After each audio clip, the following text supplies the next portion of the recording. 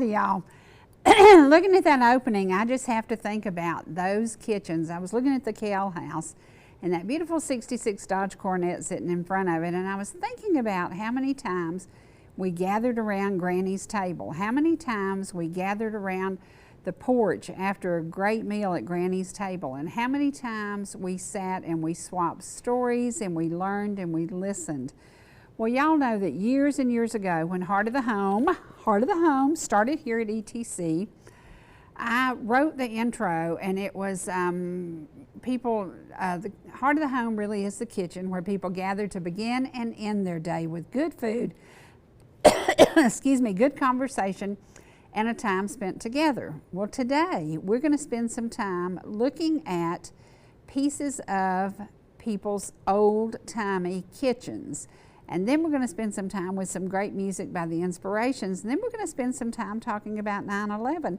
And then we're going to spend some time talking about the USA Today. But I want to show y'all some photos. But first I want to show you in America today, ladies, if you've been to the grocery store, gentlemen, if you've been to the gas station, you know that we are paying more for less. Now this is part of a collection that I want to share with y'all, and this is a jumbo peanut butter jar. How many of y'all, and I know a bunch of y'all are sitting out there watching, who actually remember when we got peanut butter in a beautiful jar like this? And it didn't cost nigh what it does today. And then this is another jumbo peanut butter jar. This is the pint jar. How cool is that? But then this was my granny's brand, and I love this. This is kind of like my treasure. JFG peanut butter.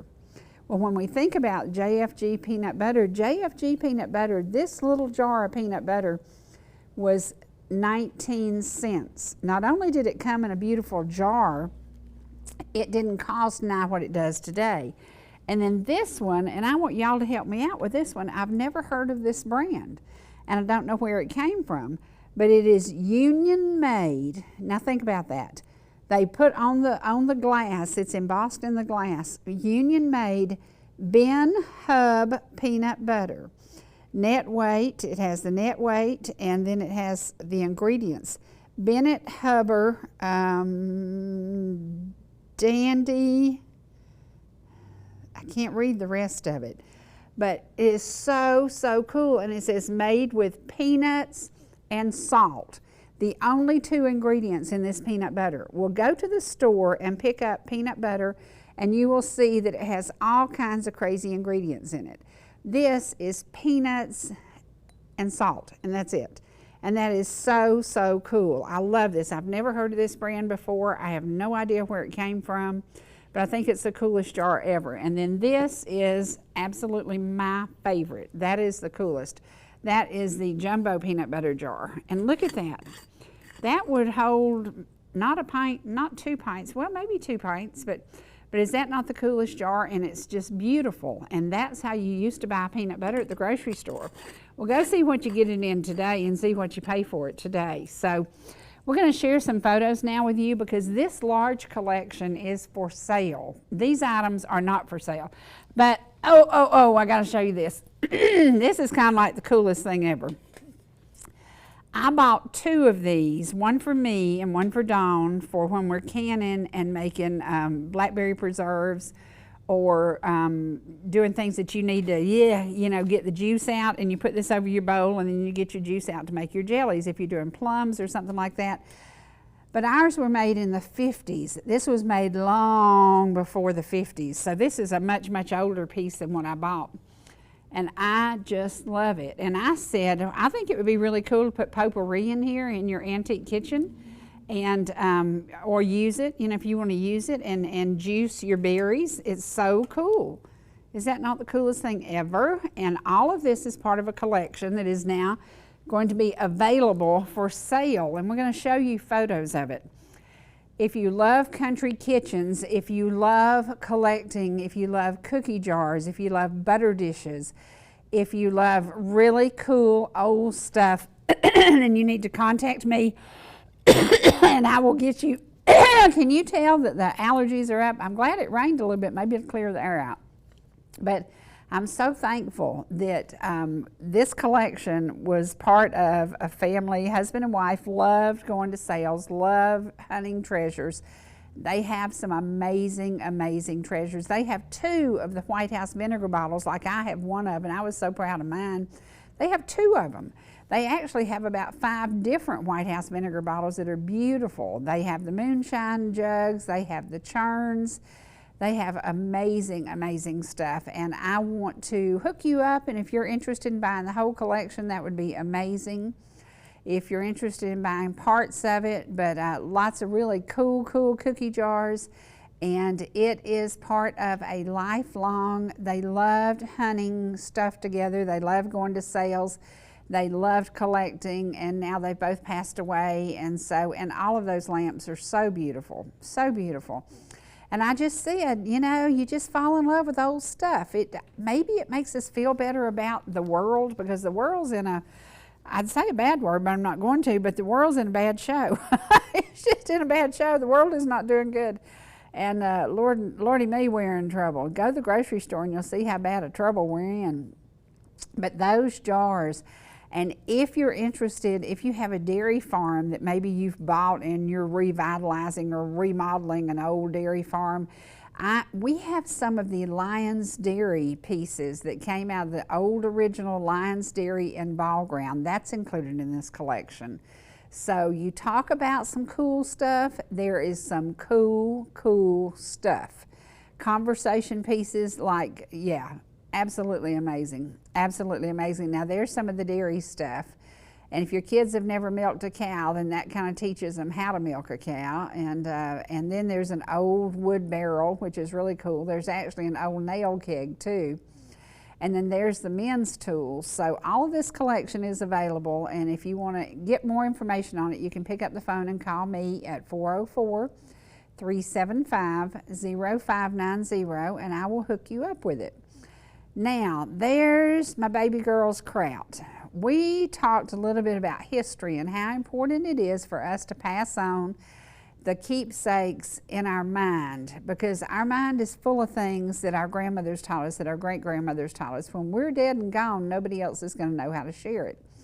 Uncle John just celebrated, I think it was his 88th birthday, and so we thought it was time that he gets out and tells a little bit about his life.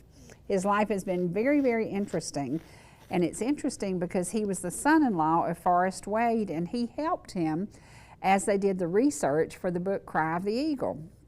Cry of the Eagle was published over 60 years ago, and Uncle John is still here to tell it, and we love that he was able to do that the other night. So you're going to get to hear part of his program, and it's going to be interesting, it's going to be fun, but I want to remind you, today in America, we are getting less for more. There's an opportunity for us to change that. Y'all all know how I vote. You have no doubt how I vote. You know that I am a conservative, I'm a Christian, I am pro-life. I believe that God put us here to do good, and I believe that we should do good for everybody. I also believe that whatever you see out there that looks like a lie is probably a lie. There's so much propaganda and so much stuff on the air today, it scares me, because there are so many uninformed people who will believe the junk and the trash. And I think it's important that you do your homework, that you listen, that you accomplish, maybe accomplish something in your mind that settles your mind, and you say, okay, I'm good with this, I can go with this. The debate is going to be held in Atlanta today. I grew up in Atlanta. Atlanta was a beautiful city. Atlanta is now a cesspool. I hate to say that because I love that city. But crime every single day. There are shootings, there are robberies, there are crazy things happening all over the city that I love. I would love to have gone to the debate, but it's held in Atlanta, which scares me to death. I don't go to Atlanta for anything. I might if somebody I knew and loved was in the hospital or something, but I don't know if I could do that. It scares me to death. The cities have changed so much. The crime is running crazy. The border has been opened, and we all know how I feel about that. We need to, every single person, tune into the debate tonight, but tune into it with an open mind and open heart. Vote for America. USA, red, white, and blue. Let's bring our nation back to what it should be. Let's bring it back to, remember when the 10 Commandments were placed everywhere? Remember when we started the day with prayer at school? Remember when we felt safe walking into our churches and we didn't have to have somebody, you know, at First Baptist, we have somebody with a gun every single Sunday who is the security. Isn't that crazy that we had to do that? Well, we had to do it because we let America get out of control. And it is time that we bring it back under control. So please, I know you know how I vote, and I know you know how conservative I am. And I just can't help it. And I'm very thankful that my mom, a young Republican in Orlando, when I was 14 years old, she was, I think she was vice president of the Republican Party down there then. And she would come home from meetings and she would tell me what was going on. And I said, huh. And so early on, I started listening to great work ethics and great ways of preserving our country. We let it get out of control. And now when you walk in the grocery store, you're getting less for more. When you go to rent a property, you're getting less for more. When you go to buy a home, you're getting less for more. It is crazy that the material prices have gone up. Everything has gone, it's skyrocketed, it's gone crazy. I was watching something last night about so many fast food restaurants in California are having to close because they've made the minimum wage $20. Well, the minimum wage had to go to $20 because the rents and the prices of everything went crazy, and we know where that all started.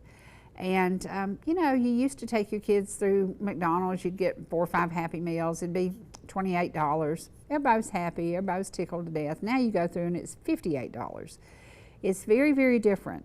And if you're raising a family, you know what I'm saying is the truth. If you are buying clothes for your children, you know what I'm saying is the truth. We need to rein it back in, take care of us, USA first.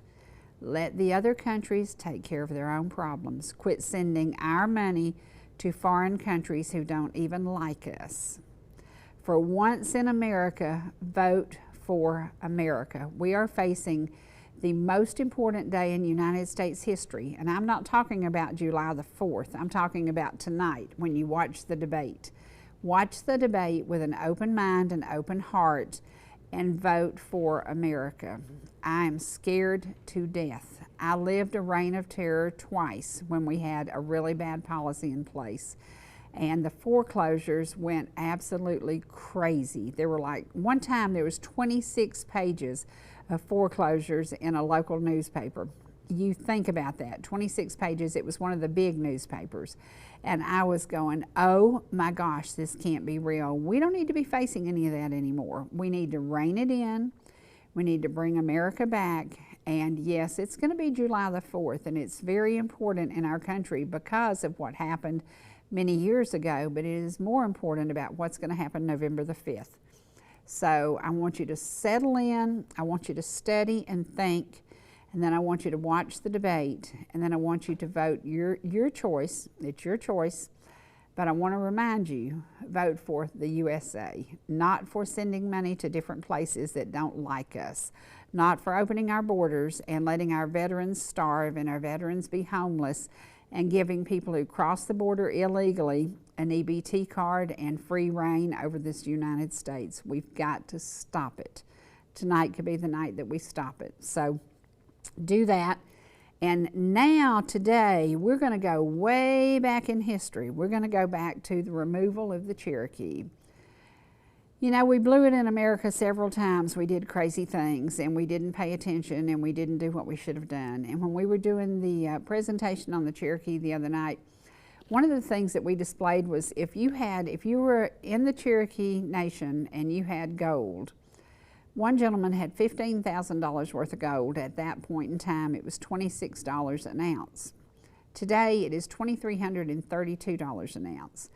And we did the math. His gold was valued at a little over $15,000. He was removed, sent to Oklahoma, and had to bury the gold here. I think most of the Cherokee knew where they buried it, and if they lived through that horrible Trail of Tears, many of them came back and got their gold. Many of them didn't, and these hills still have some hidden gold in it. That gold that was valued at $15,000 in 1835 is now valued at $1,972,000. That's a big difference. We are seeing crazy prices with everything, and we are seeing some things that are good with good prices and some things that are absolutely impossible. Buying groceries is a struggle for families in America today.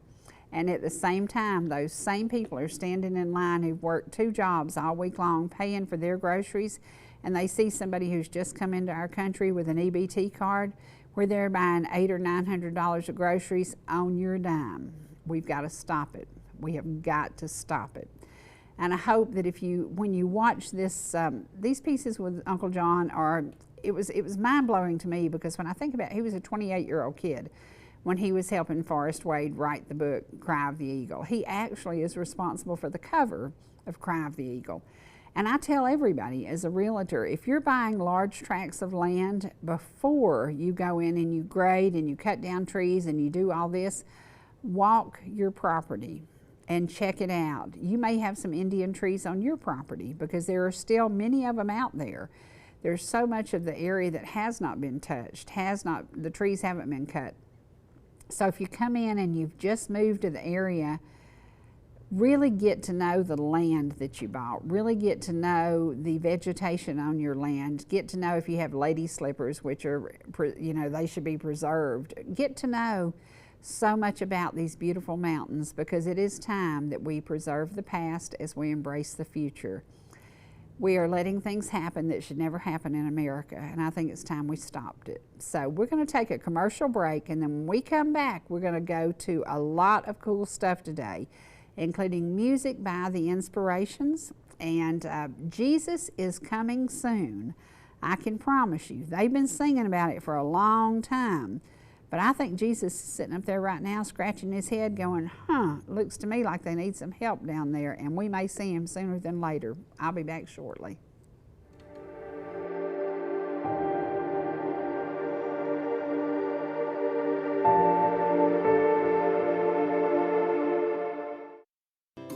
Whether you're in the mood for chicken strips, a delicious burger, our classic banana split, or an upside-down thick blizzard treat, we've got you covered.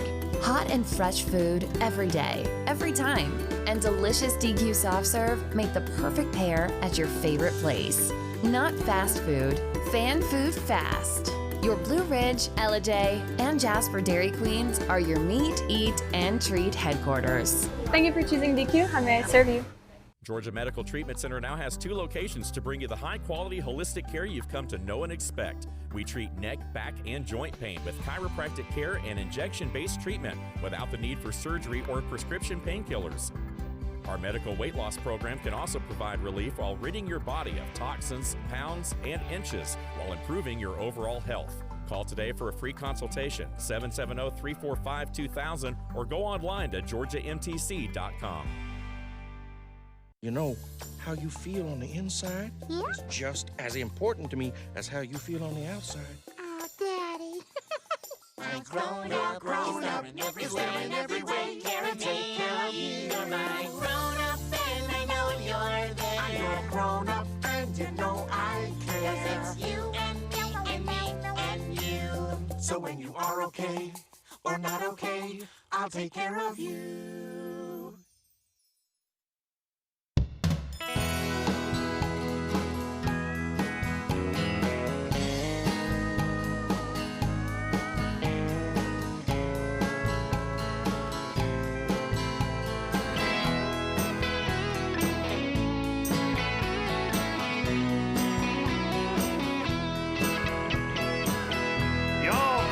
See us anytime you can.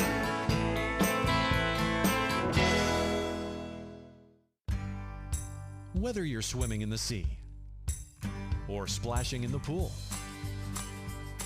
making a masterpiece, or just making memories, writing a great American novel, or writing your term paper that's due tomorrow. Whatever you do in life, Farmers is here to protect it. For all your insurance needs, call Donald Curtis in Blue Ridge.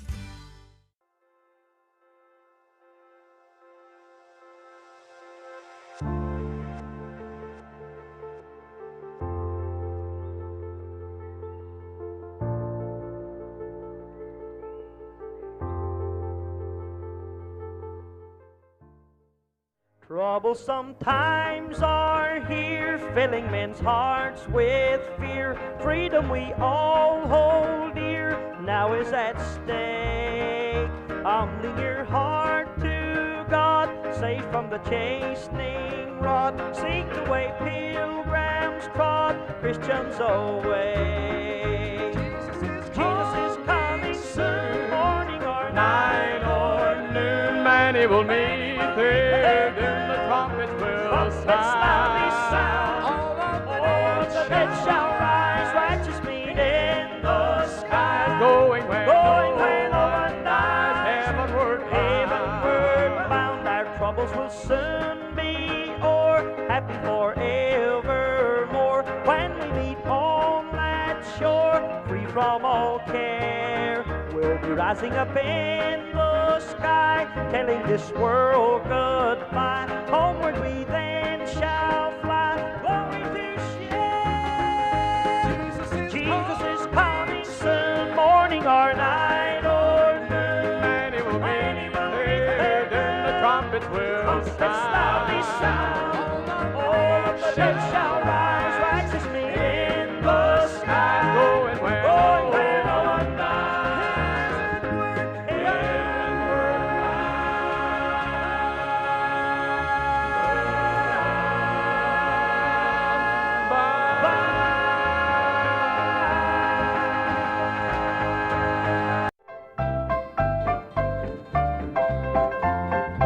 From the dawning of creation, all the saved of every nation who have lived on this earth and are gone shall awaken from their slumber, rise to join that countless number on that great resurrection morn. shall rise. We shall rise. We shall rise. Glory light will our brows adorn. We shall rise. We shall rise. We shall rise on that great resurrection morn. Those who left us vacant places will be there with smiling faces, and our hearts ne'er again will be torn. That will be a happy meeting. All our loved ones will be greeting on that great resurrection morn. We shall rise. We shall rise. We shall rise. Glory light will our brows adorn. We shall rise. We shall rise. We shall rise on that great resurrection morn. We shall rise. We shall rise. We shall rise. Glory light will our brows adorn. We shall rise. We shall rise. We shall rise on that great resurrection morn.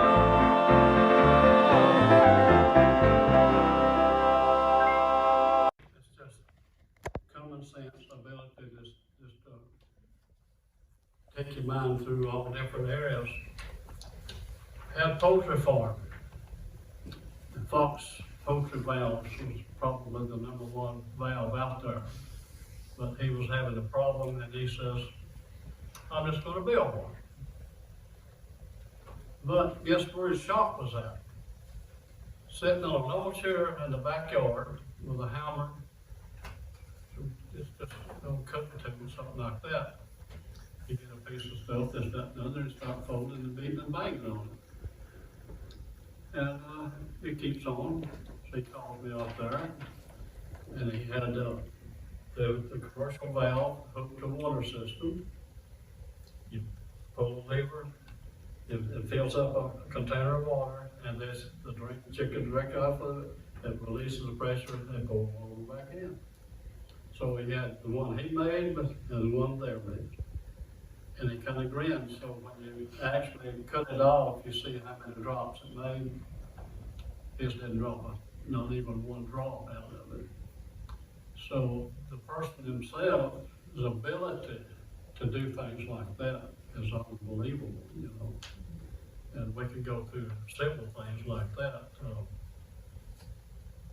The heritage of the Indians. Sometimes it gets real personal. He believed in spirits. He knows the spiritual part of the spirits, but then the Indians, if you go through the basic part of an Indian, they got evil spirits, they got all kinds, you know.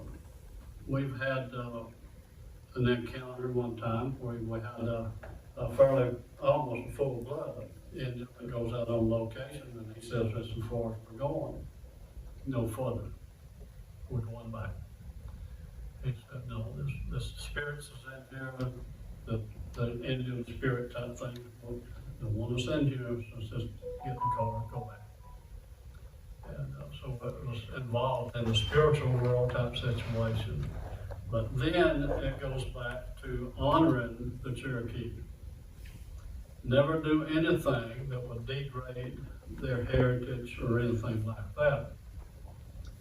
And it was kind of interesting. I know we watched Western movies and this, that, and the other, where people get up and with the Indians, and they go out and try to make friends out there. And what's the first thing they do when you get a white man and an Indian together out on these Western movies? If they make a bond with each other, what is the contract between them? A blood oath. When you take a knife and you cut each one's right hand and you shake. And that is a contract to death right there. So when we got involved in a lot of these things, we had chased down as far in as we could because of population, because we had people watching us all over the place and following us around trying to find out if we knew where all the cave that we was hunting for that had supposedly lots of gold in it, because the 33 pounds and the tickets, I could give you the life history on that type situation, and that was right in our yard right there, you know, real close by. And so people would think that maybe we're going to be able to find something, so they would kind of keep hiding us. And then it got to the point of where we didn't want to disgrade anything, and we had a few ideas of where we thought, you know, the gold would be or whatever the treasure is they left. Rather than put out that information, we took the knives, we did a handshake, that we would guarantee anything that we did on that might even lead somebody to degrade the Cherokee would be killed. Quiet, total secret till we both die. I'm close. But, you know, and so that was a part of his heritage type situation, and how he honored their right for whatever their privacy is. And so we go through a lot of that. Other than that, we, when I married into the family in 1959, and he had already just had a box of just notes and stuff just put in a box. Then I ended up, for several years, being the go-to man. If he had somebody, I was the one out in the field doing research and stuff like that. I was the one right below my house come up with the cover of this book right there. I took that picture in 1962. I found it on a tree. There was moss all over the thing, and I thought, well, I better check this out. So I take the rubber part eraser on a pencil and I trace it through, and I kept looking at it, and I said, I don't know if I'm going to tell Forrest that or not, you know. So I go back to the house, and I got me some little chalk type stuff, and I just traced it out. Like got this little estimate, took a picture of it, and you talk about guys getting excited when you see it, and it was a pretty interesting type thing to have something, you know, that close to our house and stuff. So this started to gather in just little skits and stuff like this in the books, and all this is just, he just had all kind of things just laying around on paper. My son was born in 1960. About a month, I was less than half a mile from our house. There was an attorney and his wife, a couple of kids out through there, and we needed a babysitter, so she volunteered to take home my son. And then she got acquainted with what we were doing, this, that, and the other, and I kept telling Forrest, I said, you got to put this, and the cattle isn't somewhere, get this stuff in order. And that's what went on, because he didn't want to. And we kept on for a good little while. And eventually he said, I don't know how we would do it. But the lady out next door over there, she bringing the kids back and forth and so forth, she got to see a little bit of this, and she says, I can put that together. So okay. So here comes, you know, call them and stuff. There was in this archives in Washington to get factual how many was at this area, you know, on record and things. So we did actually go into the records itself, you know, type thing. The interesting thing that other than just Indian heritage and things, factual. If we want to really get into detail of that thing, I could go so far, there's some things I can't. But Gertrude Ruskin, she was an honorary out in Cherokee in Atlanta, Georgia. So she done a lot of archives and stuff, and our government gave permission from the Smithsonian to take up Chief Van's grave out of him, you know. So whoa, you know. And so in the process, you know, you got, you know, from country boy like Forrest, you know, wouldn't have that kind of pull, but next thing you know, they're for the rescues in the house, you know. And I thought, hello. So they started to dig up land. So I go with Gertrude to the grave site. And it was kind of real interesting. So when they got him dug up, it was bad news. They measured him. He was too tall. Wrong man.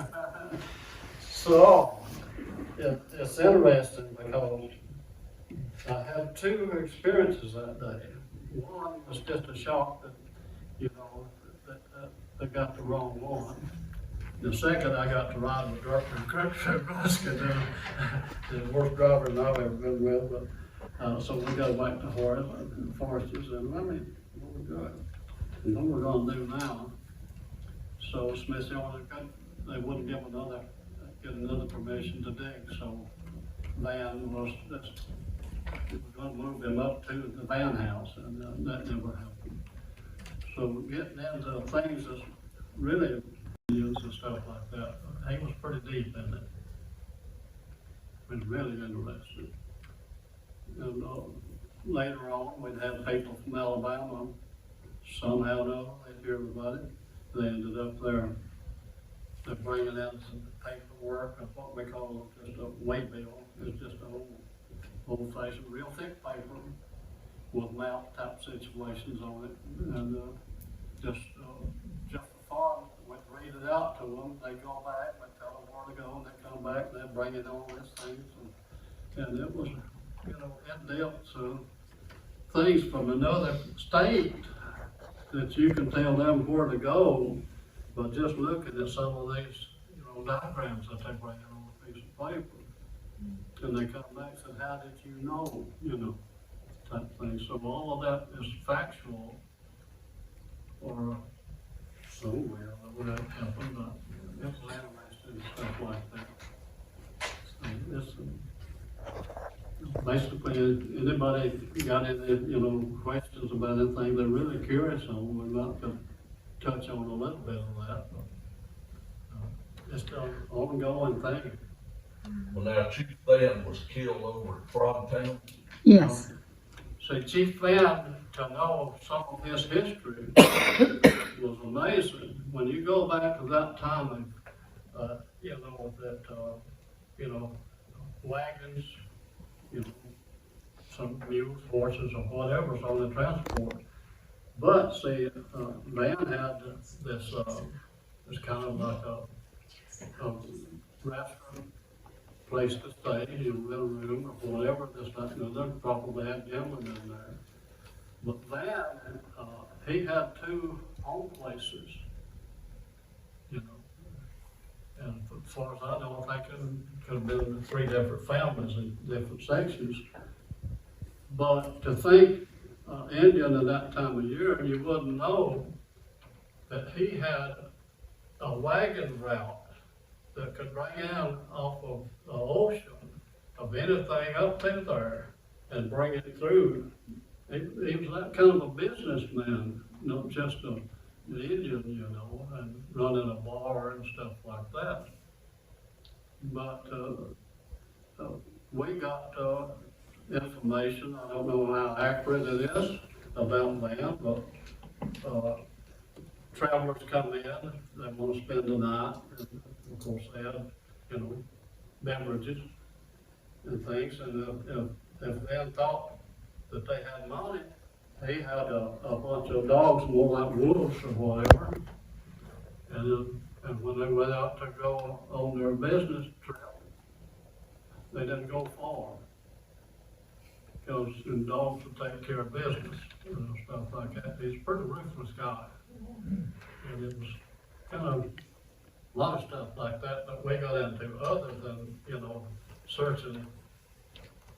The real deep technical part would be the removal of our area.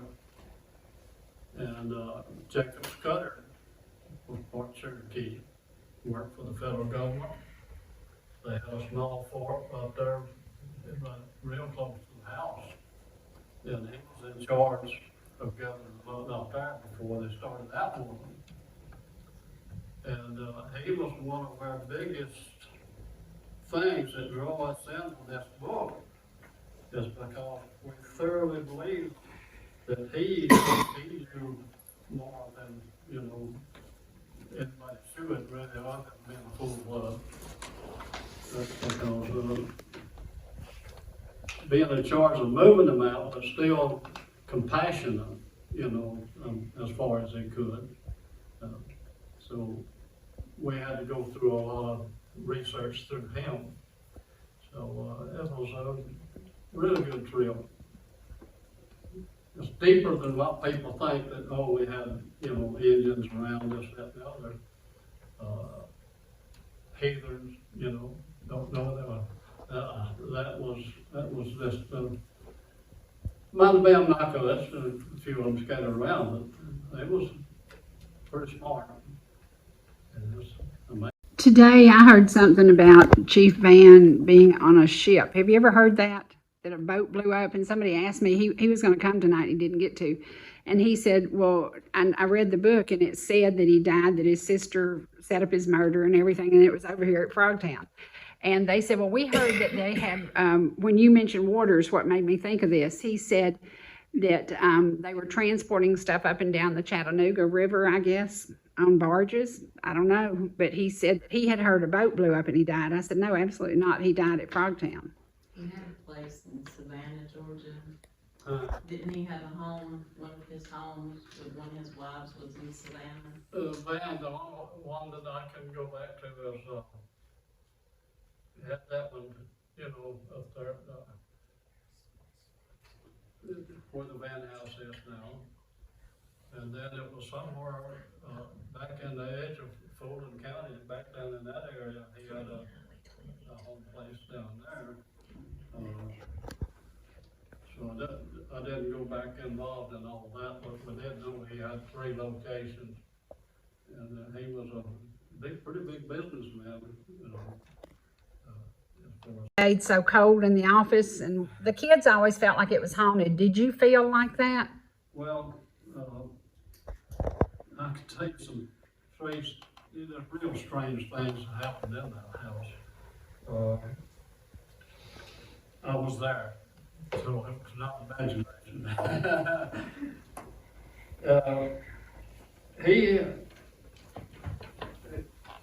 He was really into the spirits. He tried to teach me, and I couldn't hardly, get a feel for it. But we had a rock that I found at a certain location. It must have weighed 15, 20 pounds. Right next to the wall on the kitchen cabinet, pushed all the way back, and that joker was big and heavy. We were sitting at the table talking, and that thing hit on the floor, come down. And here comes the spirits out of him, Forrest. I mean, it was big time, and things like that. So he believed in them spirits. I mean, 100%. So it's just amazing, but when you see a lot of the movies, even the producers of the movies even come up with some of them spiritual things and stuff. So it was kind of a handed down, pretty close to factual though, that's the way they believed and stuff. And it got down to a point at one time, a little bit of, I don't know, a little humor. When they did somebody that knew the language completely. And we found out that the medicine man in Tennessee probably was the best one that knew the original old language. So guess who was sent up there? And I thought, now this is going to be interesting. I thought, oh goodness. So I go up, talk to the chief, and I said, you still got a medicine man home? He says, yeah. And he said, you sick? And I said, no, but my daddy-in-law wants to talk to one of them. And he said, who's your daddy-in-law? I said, Forrest Wade. He says, oh. He said, Forrest sick? I said, no, they just won't talk to medicine man. If he's sick, he's going. So we just shut the door. And about 6 years later, I got a phone call. The chief wanted to come to my house to spend a week with me. And I said, what for? And I said, so he said, you kind of interested. He said, you all done a lot of research about us, this, that, and that. I just like to come down and sit around with you. And I said, well, you come visit, but I said, there may be things that you want to know that it's pretty well secret. So we never did meet. But that kind of association with just a fellow writing a book is a lot deeper than just picking up paper and writing something. The involvement that was in that thing was unbelievable. So it was kind of a fun thing to do. Way above my head, but I'll tell you that. But it was interesting. There you go. You know, at the event at the Historical Society, this precious lady was there who actually knew my father-in-law, Forrest Wade, and she said she lives near the Franklin Gold Mines, and he used to come there and ask permission to go down on her property and to walk the banks of the Etowah. And I wanted this to remind you how rich in history these mountains are, how rich in amazing things that you may happen upon on your property. If you bought property, be gentle, be kind to it. Don't go in there and destroy. We also had an Indian arrowhead collection that we passed around for everybody to see, and it is amazing what is in the dirt on many properties that you've purchased. So if you're new to the area and you don't know the history of the Cherokee, if you don't know the history up at White Path, so many different things that people have uncovered in their own yards. So be gentle, be kind. We need to treasure this Mother Earth that we were given. It's amazing what it produces, and that's one of the things we were talking about yesterday. As we go back and review that book that is over 60 years old, we should still treat America as we should have when the Cherokee did, as they protected it, they used it, they knew to gather their food for the winter, they knew how to do all kinds of things to preserve. And then the removal happened, and it is a part of American history that is not pretty. It is not good, but it happened, and today we need to honor this beautiful earth. Dawn has a label on her products that she sells, and it talks about the sun and the sky and the meadows and the red Georgia clay. And that red Georgia clay today is still holding many memories from the past of the Cherokee. So again, if you bought property, you get out, you be cautious, you dig around, and you see if you might find your own treasures. Now, we're going to take you to something that is gut-wrenching. But on the 4th of July, as we face Independence Day, we also face, to me, the most dangerous time we have ever been living in America. We are seeing it on the news every single day. Criminals who were let out of prisons in many foreign countries have come in at our southern border. They are committing crimes, they are killing, robbing, and raping innocent people, and it's just like what happened on 9/11. We weren't paying attention, and we had our guard down, and something evil happened in America. Today, every single day, get up and pray for the guys in blue, for our military. Pray that they can keep us safe, because with what's happened at the border, I don't think we're safe. I'm worried. I'm very nervous about what is happening, because we don't know. For the first time in my life, I look around as I'm pumping gas. I watch. I'm nervous. It's a very different time. But we can change all of this. We can once again close the borders. We can bring America back. It's going to take a while. It's going to take a long time, because the damage that was done in the last 4 years has certainly come very close to destroying the country that we know and love. So sit back now and just remember and reflect, and remember all of those that are still struggling who worked that fateful day on 9/11.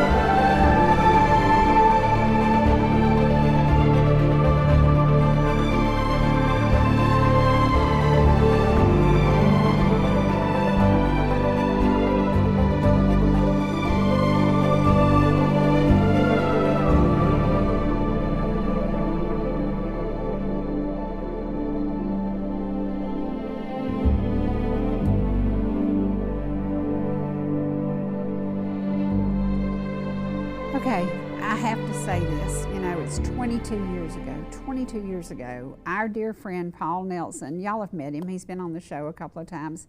He was a New York City detective working Ground Zero for days and weeks and months after this event. He was sitting there, he was in the rubble, and so many people from his period of serving the city of New York have passed away from cancer.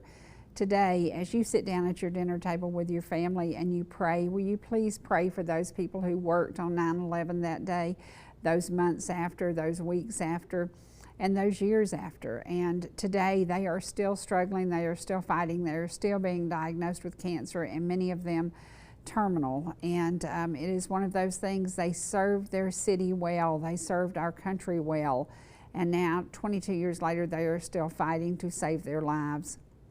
Sadly, there wasn't a pension set aside for them to cover their medical bills, and many of them have struggled just to get the medical care they need. So today, as you sit down to your table, and remember, the kitchen really is the heart of the home, gather your family around and talk the truth to your family. Tell them that America was once a great country and it can be again, but we need to join together and we need to do what is right for our country. And what is right for our country is to take care of us first, to take care of our needs and what is important to us. And what is important to us is to put God back into schools, to put God back on the 10 Commandments at the courthouse. It used to happen every single day. Life is changing so much, and we've let those few who screamed the loudest and protested and did the craziest things to control our world today. It is time that we stop the madness. We need to stop the madness. We need to get back to a safe and a productive world for us, for our children, for our grandchildren. I don't worry about me much because I'm going to be gone before long, but those babies we're leaving behind, pray for all of them today. I'll see you again soon. Enjoy this holiday weekend. God bless the USA.